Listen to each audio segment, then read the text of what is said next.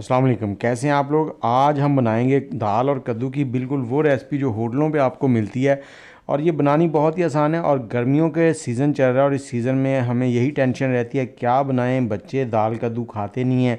तो अगर आप इस तरीके से बनाएंगे तो सब इसको पसंद करेंगे और उंगलियां चाटते रह जाएंगे। तो चलें फिर इसको बनाते हैं। यहाँ पर मैंने 1 कप दाल लिया, उसको 2 घंटे पहले अच्छे से धोने के बाद पानी में भिगो दिया था।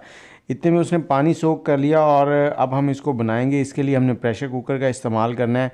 दाल में जो पानी था उसको हमने निकाल दिया और बाकी दाल जो है प्रेशर कुकर में ऐड कर दी है।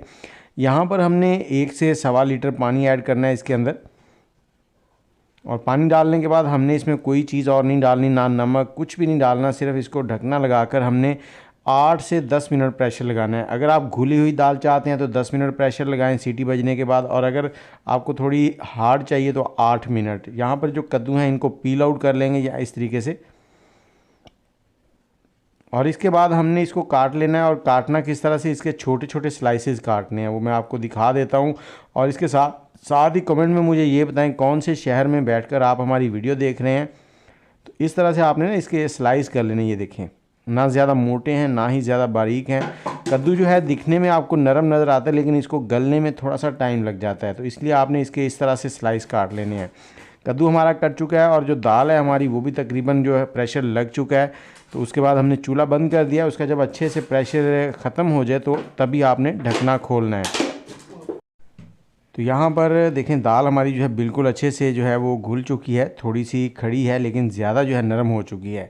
तो मैंने आपको बताया कि अगर आप थोड़ी सी हार्ड चाहते हैं तो इसको 8 मिनट प्रेशर लगाएं। और अब एक कढ़ाई लेंगे, उसके अंदर हमने 1 कप ऑयल डालना है। दाल वगैरह जब भी पकती है उसमें ऑयल थोड़ा ज़्यादा जाता है। और इसमें हमने 2 मीडियम साइज़ के प्याज हैं, उनको स्लाइस करके डाल दिया। प्याज को हमने यहाँ पर ब्राउन नहीं करना, बस इतना कि ये थोड़ा सा नरम हो जाए। तो 5 मिनट लगेंगे आपको प्याज नरम करने में। ये थोड़े से ट्रांसपेरेंट हो जाएंगे तो फिर हमने इसमें टमाटर ऐड करने हैं। टमाटर मेरे पास 3 थे दरमियाने साइज़ के, तो उनको हमने बारीक काट लिया। अगर आप उनका पेस्ट बना के डाल लें तो वो भी बेस्ट हो जाएगा। तो मैंने इनको इस तरह से काट लिया। और कोशिश किया करें टमाटर जो हैं वो रेड वाले इस्तेमाल करें।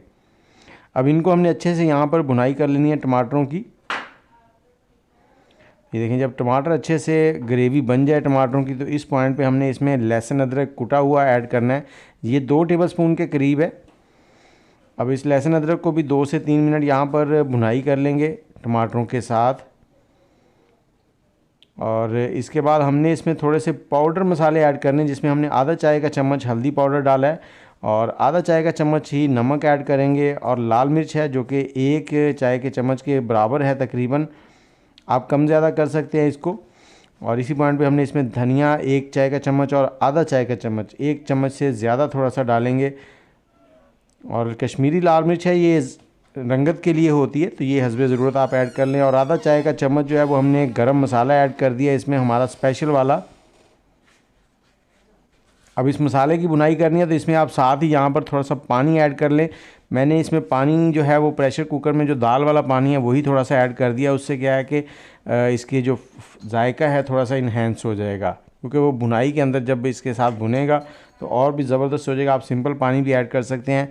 3 से 4 मिनट हमने इसकी बुनाई की। अब इसमें हमने कद्दू जो है वो ऐड कर देना है। तो कद्दू जो है हमने यहाँ पर स्लाइस में काट लिया था, जो आपको मैंने पहले ही बता दिया। अब कद्दू की यहाँ पर 5 से 7 मिनट हमने बुनाई करनी है। इतनी बुनाई करेंगे कि कद्दू तकरीबन जो है वो 50% टेंडर हो जाए यहाँ पर। और मसाला नीचे भी लगेगा, इसलिए आपने चम्मच इसमें चलाते रहना है।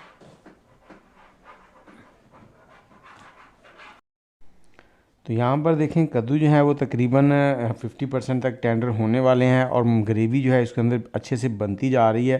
तो इस पॉइंट पे आपने जो दाल बॉयल की हुई है वो इसमें ऐड कर देनी है, और दाल के अंदर जो पानी है वो भी साथ ही ऐड करना है। और इसमें थोड़ा सा पानी आपने और भी ऐड करना है। तो मैं उसी प्रेशर कुकर में थोड़ा सा पानी डालकर उसको खंगाल कर इस दाल के अंदर ऐड कर दूँगा। पानी आपने तकरीबन 1 कप से ज़्यादा ऐड करना है, तकरीबन 300 ml के करीब, ताकि आपका कद्दू जो है वो अच्छे से पक जाए। इसको अब तकरीबन हल्की आंच के ऊपर 20 से 25 मिनट आपने पकाना है। इतना पकाएंगे कद्दू जो है वो अच्छे से टेंडर हो जाए।